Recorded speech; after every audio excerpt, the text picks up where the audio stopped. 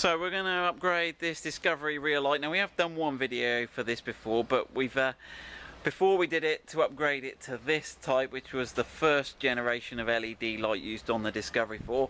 But today we're going to do it to include this one. So I thought I'd do a video.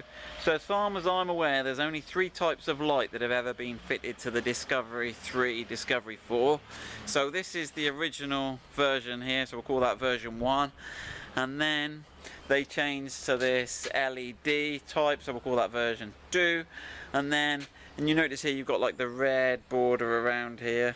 Then they changed to this version 3, which was the last and final iteration of the rear lights used on the Discovery 3, Discovery 4.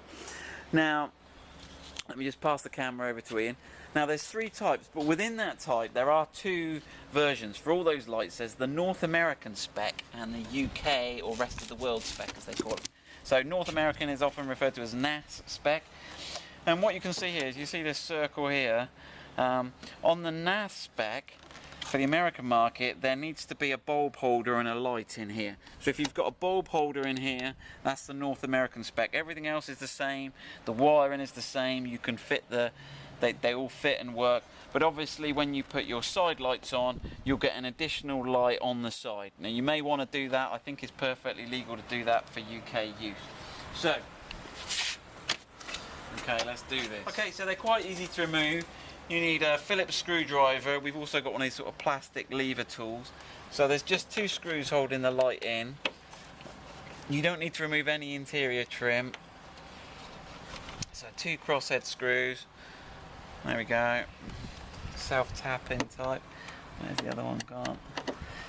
Okay, so if you're fitting the LED lights in a Discovery 3, they're LED and they don't draw as much current, so you will need to modify them by fitting a resistor. I'll show you that.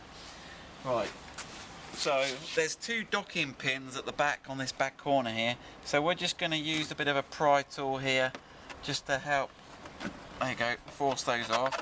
Right, sorry. Okay, so just show you the pins there. So you've got these sort of spear-headed pins here, and they dock into these 2 little rubbery plastic docking station bits here. Okay, we've then got the connector here. Now where's the, as they put it around the back on this one, there's a little thing we've got to push. Actually, no, it's that one there. Yeah, push that top down. That's it. Unplug those 2. So yeah, you're just pushing down on that bit there to release it.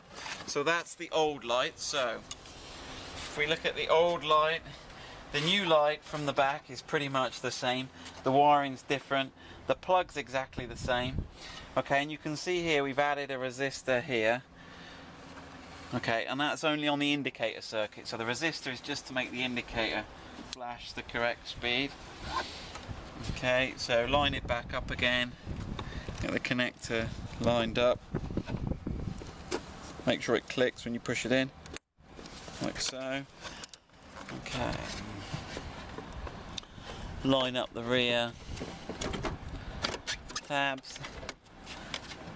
Okay, and then give that a push in. Put the 2 screws back in.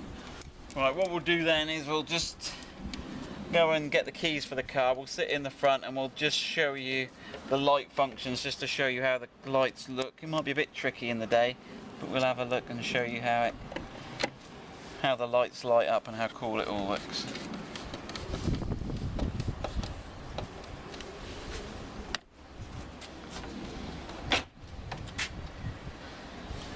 So, there we go. Right. Okay, so here's the lights. We'll do a demo of the lights here. Hopefully you can see this in the video.